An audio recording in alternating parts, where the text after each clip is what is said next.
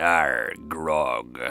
Hey everyone, welcome to the Cider Shed podcast. I'm Matthew Weir. Keri, how you doing? Great, thanks. Had a lovely day. I wasn't working today because it was Mimi's, well, it is Mimi's birthday. So we've had a celebratory time of it. How old is she? 23. Oh, 23. I remember 23. Do you know what I was doing at 23? That summer. A funny job?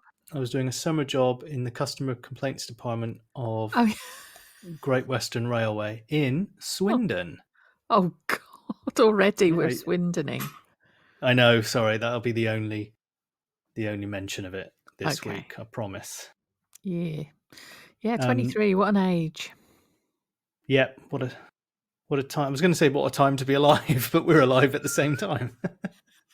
We're alive now, Matthew. Sometimes it doesn't feel like it when you're listening to the Archers, though, Keri. I enjoyed this week. We met up on midweek to discuss the week so far, 3 episodes in, and we were already a bit shell-shocked. You were quite frazzled. But yeah, anyone wants to go and check that out, you can join our Patreon. Well, I mean, quite simply, it ended with a kiss, but it started with a ferret wheel. So I think let's take a quick break now, and we'll get on that carousel. Yeah. Hey there! There is an ad break incoming. Could be the lottery.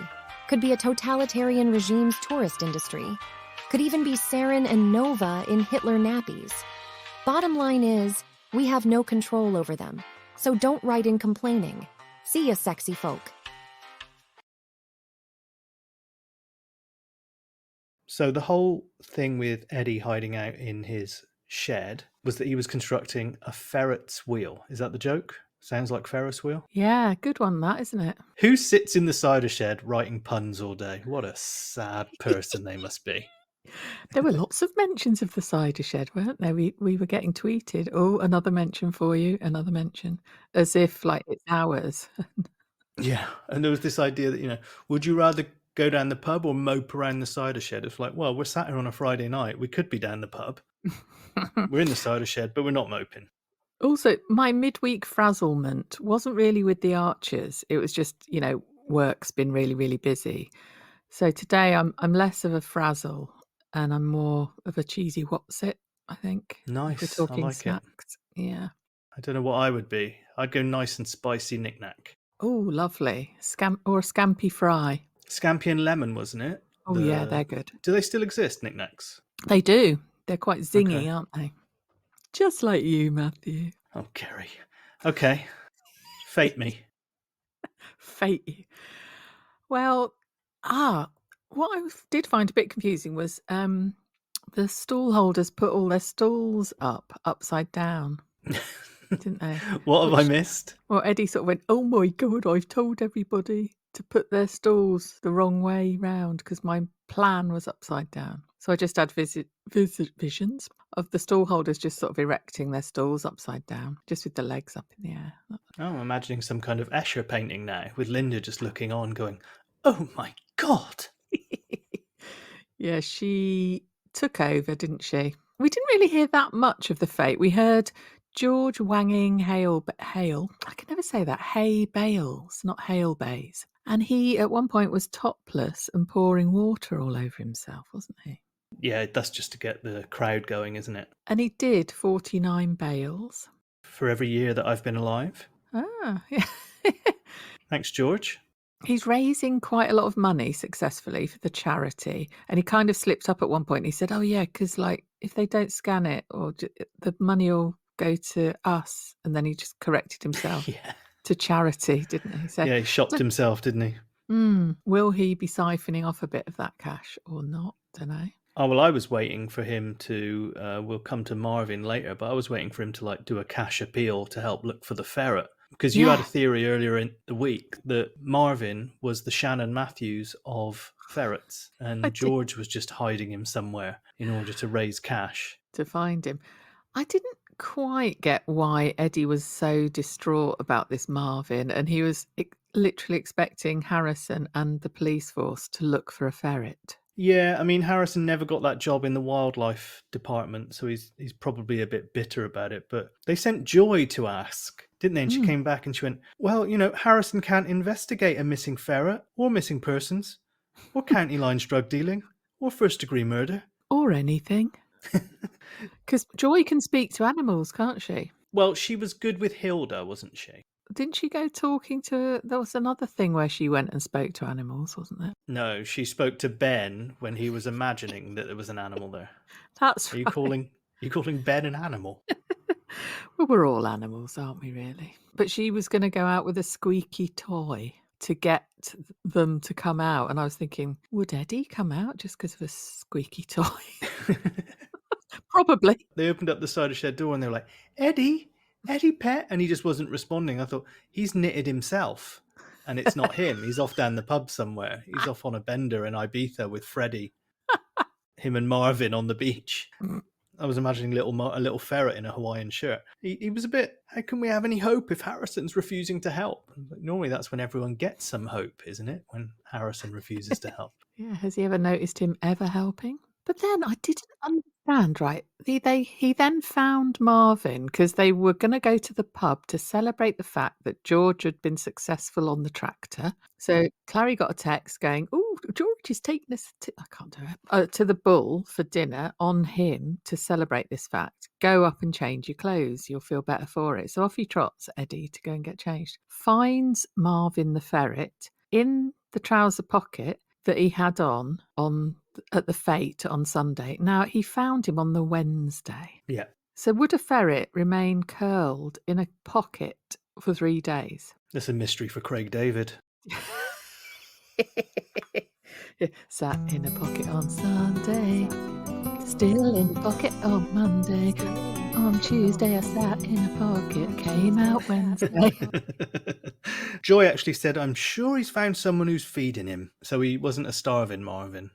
Hank Marvin. Yeah, so that's the fate, isn't it? And Eddie being strange about a ferret. I'm not sure what purpose that had at all, unless, also, the amount of emotion he showed for this ferret, if he could show 100th of that emotion towards his wife, wouldn't that be a good thing? Was he even that upset when Joe died? No. I don't recall him being like that. And then there was that point where he said, he's not just a ferret, he's my best friend. I was like, really?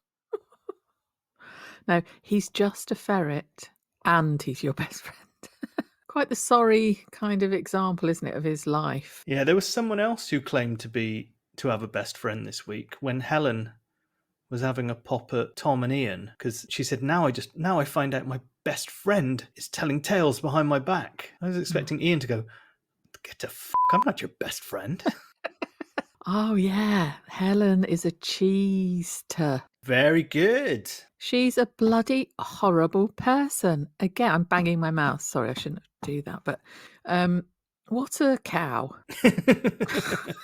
So is it still a dairy themed Yes, she's a cow. slag off? And so I really wanted the tasting judge thing to be blind. So she would rate her own cheese as terrible. But unfortunately, that didn't happen. And she just knew that cheese number 5 was Cordwell cream and then dissed it points-wise right in front of Ian. So and I'm really pleased that Ian actually picked her up on that, although he was telling Tom rather than her. And then she marched in and overheard the conversation and went, what are you talking about? No, nothing. You were talking about me, weren't you? She actually said, what are you whispering about? And they weren't whispering. Oh, they were talking at full volume outside. I suppose we wouldn't hear them if they were whispering, would we? In radio land. Doesn't make good radio, does it? The judging thing, she put, I mean, you were saying it'd been great if she'd have downgraded her own cheese, or as it's known in our Patreon community, pulling a full Cliff Richard. Yes, you told a good story about that. I'll post a link to that. How did she find herself on the panel anyway? Lulu Duxford from Les Sœurs Heureuses had a gardening injury, so the judging panel was short. I did wonder what this gardening injury might be. Actually, luckily we had someone there and we have an eyewitness account. Would you like to hear it, Keri? Oh God, yeah, come on. Bonjour. Les Sœurs Heureuses, your secateurs, please mind your fingers.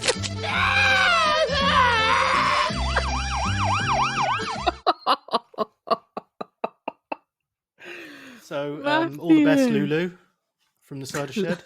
Get well soon. Rhyming Les Sœurs Heureuses with secateurs. And fingers. You're wasted, aren't you? I've only had half a glass. Oh, what a talent. Love that. So, yeah, it was a bit like marking her own homework, wasn't it? She got to be on the panel. Mm. She didn't do Celia Sparrow and whatever it was called, Caldwell Cream. She didn't do her any favours. Because my Yeah. immediate suspicion, I don't know if anyone else was having it this, was like, oh God, she's going to set up like some fast track PPA lane for her own cheese. And Ian's going to become head of food. Yes. And as it turned out, he is not corruptible, is he? Yeah, because Helen's arrogance, again, knows no bounds, because she said to Tom, I think it was, he can hardly refuse, talking about Ardil, if they win a prize. As if Ardil would go, oh, right, yeah, you won that prize, so I'm going to now renege on the other contracts that I've already signed up. Because it missed out on Super Gold, didn't it? That was what it was due to win. I was just going to ask you, did Helen's cheese win anything? I think what it did was it stopped Celia Sparrow's cheese getting the highest accolade it could have, because one judge fell short of it. But the thing is, Adil's going to come in and go, oh, that cheese that I already decided I really liked and everyone else raves about didn't get the top prize. What judge marked it to? Oh, it was you, Helen. Hardly going to give them the fucking contract, is he? No, it's not a good look, is it, for our Helen? No, it's all very Hancock, isn't it? Yeah, she was awful this week when she decided finally that they should tell Fallon that she can't have the lease. I just loved how she went, you go and tell her, Tom.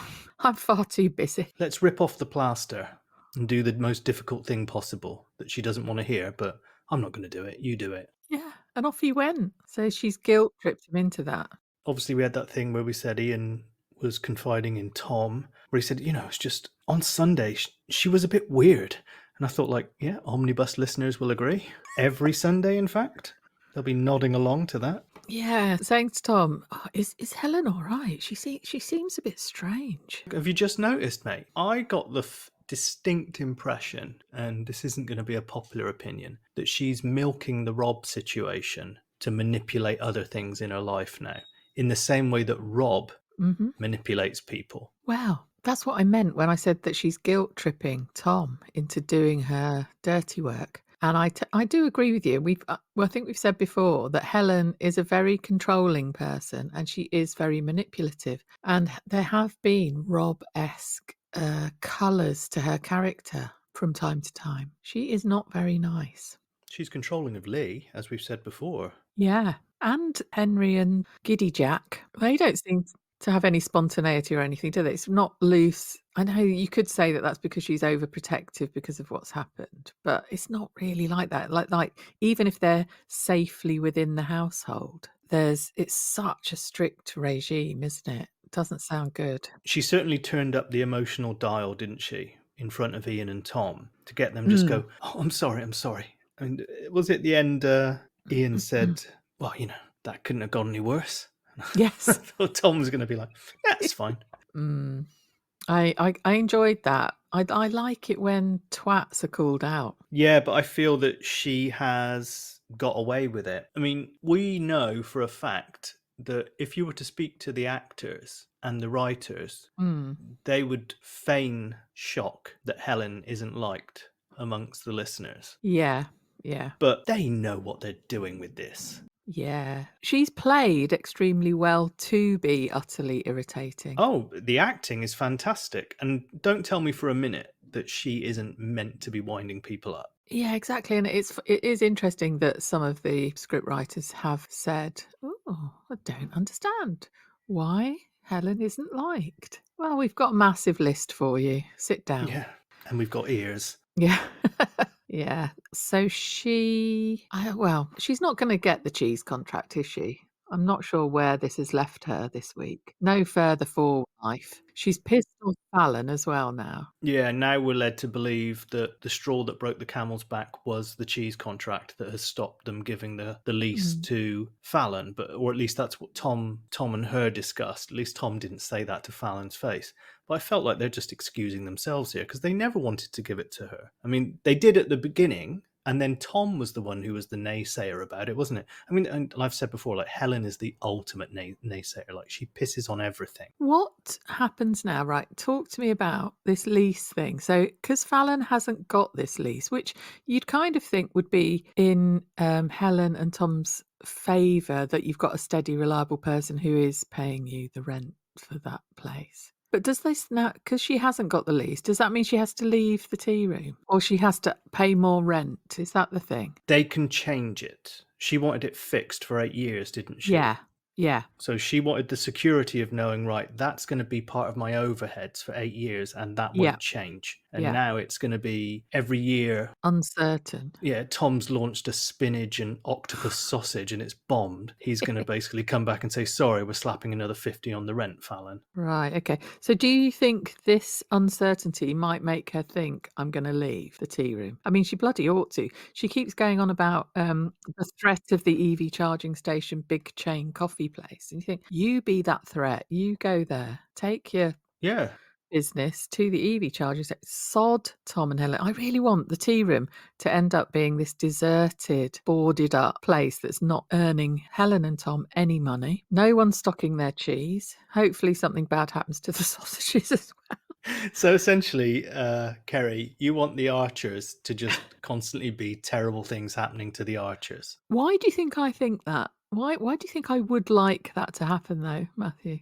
Because they are awful people. I mean, if you knew these people in real life, you would have nothing to do with them. You'd avoid them like the plague. And when you did see them, you would be kind of modicum of politeness to their face. And then as soon as they were gone, you'd just be like doing the wanker sign. Yeah, massive eye rolls, diving into hedges to avoid any conversation. Yeah. Who else would you avoid if you saw them coming in the village, Keri? Well, Adam. Adam, okay. Is that where you were leading me? It's exactly where I was leading you. So Adam and Ian had a little chat this week on the back of the judging contest and the fact that Ian had been offered head of food. And he's still making you laugh, isn't it? Head of food. Yes, it's a head of food. It just is. Yeah. So, I mean, that was a bit slack of Oliver as well, wasn't it? Like they were chatting in a car journey, weren't they, or something? That's it. And talking about the food fair, blah, blah, blah. Went, oh, God, we've had to let this person on a trial go. Wasn't working out. What we really need is someone local who knows the suppliers, who's really good with food and who's Irish and gay and lives with someone. And they've got a baby whose name begins with X, who likes prawn crackers. Once punched Rob Titchener. I think that's a prerequisite of the job. Yeah, and then just went, you can have it, the job. So Ardil, I can't wait for Ardil to find out that this has happened. He's not going to like it, is he? He does not like Oliver still thinking he has the majority control of Grey Gables. But Ian said to Adam, well, Oliver hasn't run it past Ardil yet. And Adam foolishly said, well, that's Oliver's problem, which is a little getting way ahead of yourself there, isn't it? Because it might also be everyone's problem, because he might turn around and say, well, why would I employ him? Yeah. The thing is, Ian might well be good at that job, but I reckon Ardil probably wants to just advertise it to see if there might be someone even better outside of the village. Was there a point where Ian said, it's technically a promotion? And Adam went, semantics. Yes, we're not desperate. We don't need the extra money. Ian did waver initially. He said, well, I've got my business. It's a pizza van. And he was like, oh, well, are you going to be really busy over the summer? He went, oh, actually, no, because Mary's doing it all. Because I wanted to have a bit of time off with Xander. Didn't say time off with Adam. Yeah, and there's that point where he said to Adam, like, well, don't count your chickens. I thought he was going to be like, what, Stella killing them all? Because he got really shitty about the cherries again, didn't he? I know. What a twat. Even though I did actually agree with him about the cherries. But we're really sorry your dog died, Stella, but did you really have to get rid of my cherries? Yeah, have a bunch of irises. Anyway, that cherry decision was really wrong of you. Oh, by the way, we're talking about Weaver. There's a Weaver jingle. Weaver's alive! Peter's alive. He is. And he's in the jingle. Yeah, so that was a bit messy, wasn't it? It was a bit, but then Ian, having floundered a little bit, then realised, actually, if I take the Grey Gables job and Mary's on the van over the summer, we can put a deposit down on a pizza place in Borchester. Absolutely amazing. What on earth are they talking about? How many thousands would that be? How much money are they making with the pizza van? And if Mary's running the pizza van and doing all the graft, do you make that much profit from her doing all your summer festivals? Well, you'd imagine they'd done their sums, but we're talking about someone who, one half of this couple had to essentially steal $5,000 to get their house running electrically. I think that the fact that they're trying to convince me that head of food would be better paid than head chef, no, I'm not having that. And Adam can't be earning very much, can he? Well, he's over at Bridge Farm pulling things out with his Weeding. hands, isn't he? Weeding. Yes. He probably earns less than George. Yeah, head of tractor. Yeah.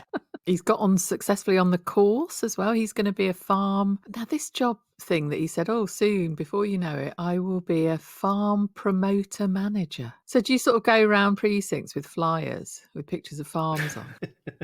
Is it like that? Yeah, it's a bit like Freddy's DJ business, but with farms. So on one side, it's Freddie's DJ business. On the other side, a farm. How do you promote a farm? And who are you promoting a farm to? That's a very good question. I'm sure it involves social media, like everything does in the Archers. We heard from Clary when they were looking to find Marvin. There was a little bit of an Easter egg. She went, well, George is going to put it on all his channels. He's made quite a few online friends. So you wonder what kind of chat rooms George is in and who he's chatting to. Because there are some quite dodgy people online who might be giving young men all the wrong advice. Yes, about how to chat up often quite vulnerable women. Yeah.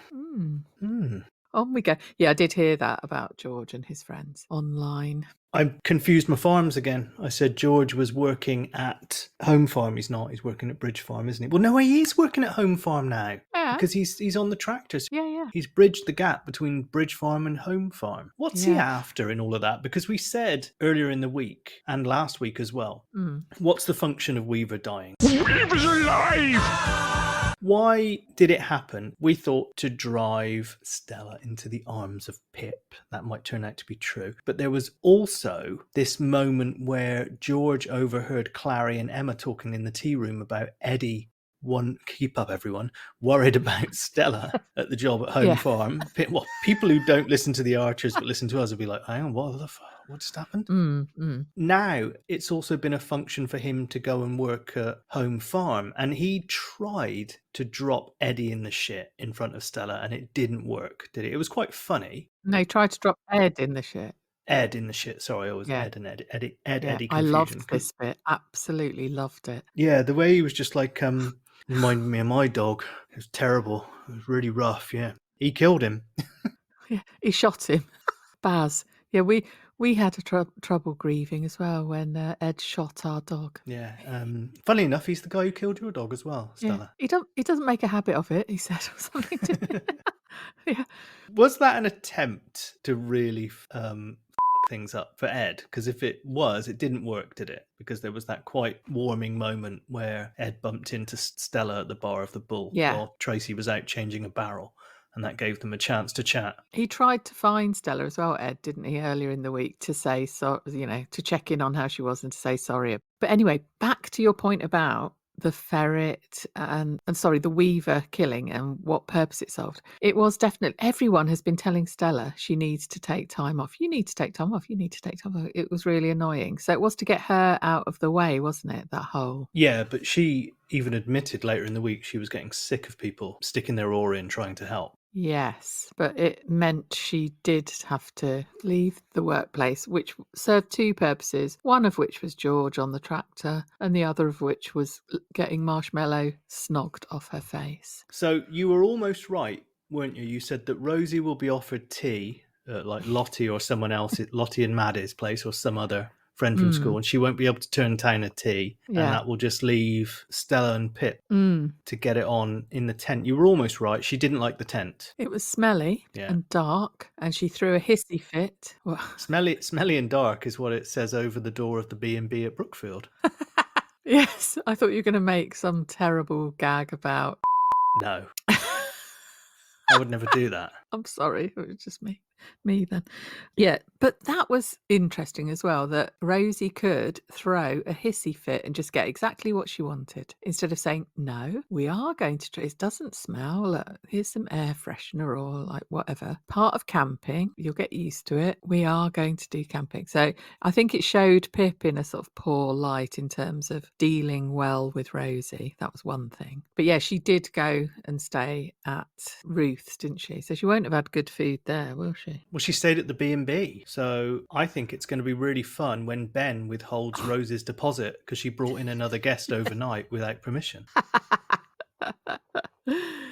Yeah, what, Pip? Yeah, she turned up with like wine spilt all over her because Yes. Stella knocked her wine over. So she's got a massive wet crotch. She comes in. I've just kissed Stella, Mum. Well, where does this go from here? Because they had this awkward kind of, I mean, you know, a couple of people say to me today, oh, it's fine. Like, it will happen. She's just she's panicking because it's the first time she's kissed a girl and she'll get past it. Well, Stella was very fine about it, wasn't she? And playing it right down, saying, oh, it's only a kiss, nothing to worry about. I don't want things to be weird between us. I thought, have you met Pip? It's going to be weird between you, whatever your relationship is. The two of them are permanently hungover as well, aren't they? Every episode. Yeah, there's always wine bottles rolling around or in rucksacks. I thought the scene, actually, when they copped off was quite well done. You know, they were relaxing, they had a campfire going, they started talking about dating and what life is like being a farmer. And Stella felt now alone in her home, and Pip said the farming life is quite lonely. When she goes to bed at night, there's just her there. It sounded quite a natural thing. And then Stella started to cry about Weaver. Weaver's alive! And Pip said she could see marshmallow on her face and then sort of went in for a kiss. I got this vision that she went in to like lick it off her face. Yeah. That's what it sounded like, didn't it? It would have been fun if she'd spat on a hanky and just wiped it off. Hey, I tweeted an image because when I heard that tent, they might have even been outside the tent, but in my mind, I thought of the Carry On Camping silhouette image of two people in a tent. So I went looking for it to tweet it and found this other one of just a couple kissing. Posted both of them, said about the marshmallow off your cheek thing. Lucy Speed liked it, the one who plays Stella. Oh my God, we're being watched. That's quite a coup. She follows us now as well. Yeah, they were definitely outside the tent because they had the fire going, didn't they? Well, maybe the silhouette could be through the tent anyway. Bit of artistic license. But I did think today when I was listening to Friday's episode about, you know, this slight awkwardness post Marshmallow, that Stella's just a real joy to listen to. Again, her acting is so good. I actually properly enjoy listening to her when she's in our ears. I mean, you're fearful of Stella being pipped, aren't you? Well, yeah, I don't want my lovely Stella tarnished by the pippage. Okay. Unless it means Pip becomes a better person, which would be great, which is possible. There's one person we have yet to talk about because we only talked about him briefly. George? George's blow up at Neil. Oh, yes. Now then. He told Neil that Oliver's been a better granddad than he ever has. Mm-hmm. And that was after Oliver had to persuade him to go outside and said, you were a bit short with him there. I think he was trying to make amends. And he went, all right then. Stomped outside and went, oi, you. Yeah, go on then. And what is it? Neil was like, oh, just wanted to say, very proud of you we were when you were topless pouring water over yourself in front of the whole village. And the money you raised for charity, well done you. Yeah, it was very awkward for him, wasn't it? Because he was like, me and your grandmother, we were at the back. Probably because, you know, we know you wouldn't want to see our face. Yes. And then he just launched into a bit of an attack saying, like, you betrayed me. You didn't stand up for me. You sacked me. Blah, blah, blah, blah, blah. Blood is thick in the water. You shouldn't. Like, this was the code type thing again cropping up, wasn't it? About you don't shit on your own family. What do you think about his acceleration of temper? Certainly, he actually sounds distraught when he gets angry, doesn't he? Like he has no control over it. Yes, well, it could be a foreboding of him flipping and doing something pretty bad. Yeah, I had a horrible feeling today because we thought for a long time it'll be a woman. It could be Hannah. I had this horrible feeling of like a trailer, John Archering Neil, and George is there and he's like, George, help me. And George just kind of putting his foot on the trailer and pushing it down. Oh, God. I don't know, because there was that whole thing where Neil was saying to Oliver that he was always very hard to like as a kid, and you always felt that he was manipulating you, that he was playing you. That was really dark, I thought. It was. He just couldn't connect with him despite loving him. And he said that Eddie, Clary and Susan, they dote on him. You know, they don't see it. And it's almost like you've got this one person in the family that can see it. I mean, even Emma said to Ed tonight, what was it she said when after he'd offered to help out? Oh, he's a lovely boy deep down. He has his moments. Called me a slut and called your brother a moaning ninny because his wife died and slagged off his dead wife. He's a good lad deep down. Really? He's a lovely boy.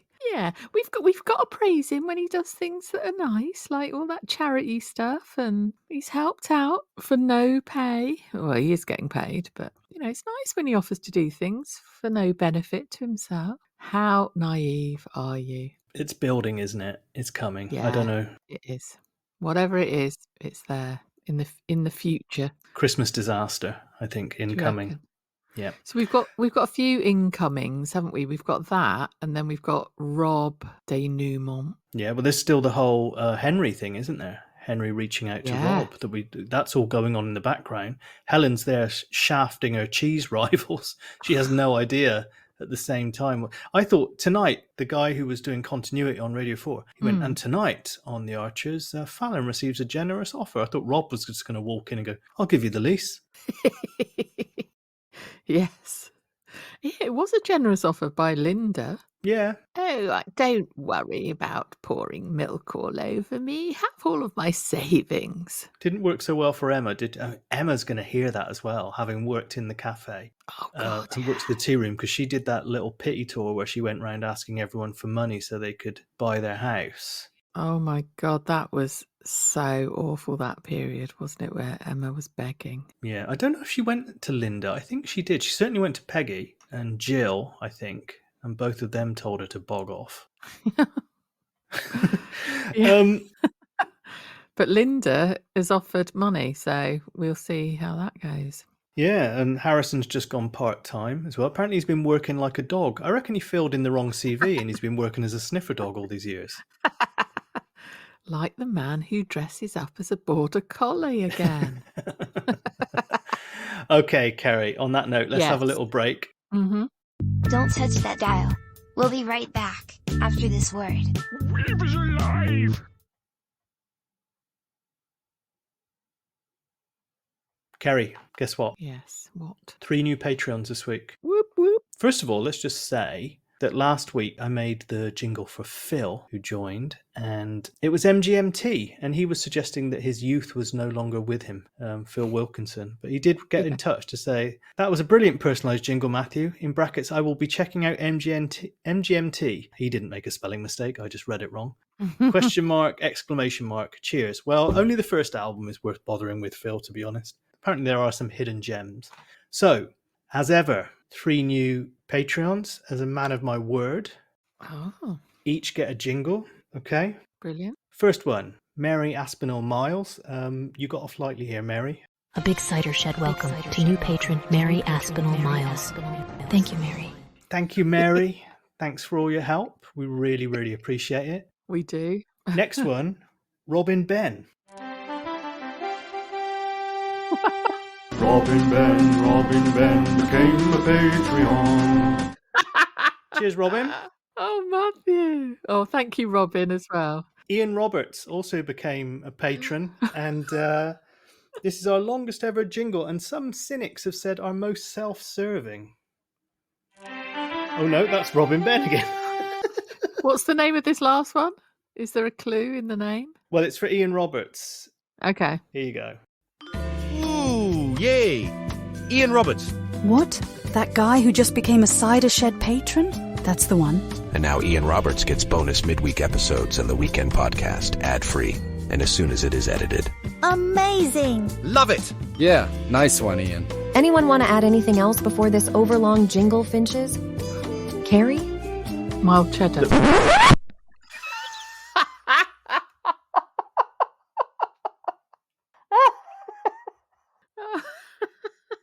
Mild cheddar. Oh, God. If you know, you know.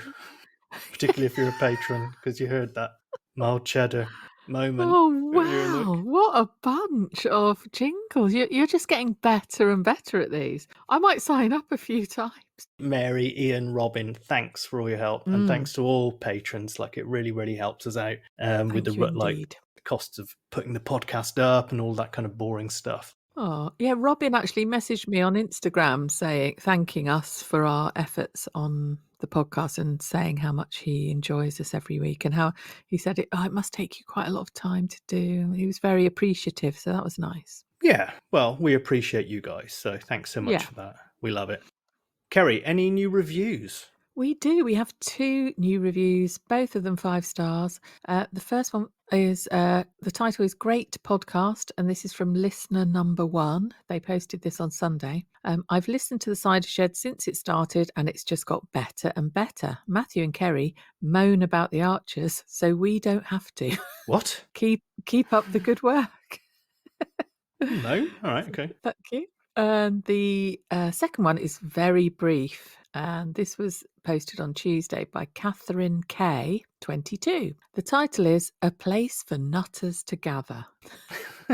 and the actual body of the review is "Nuff said." Fair play. So, thank you, Catherine.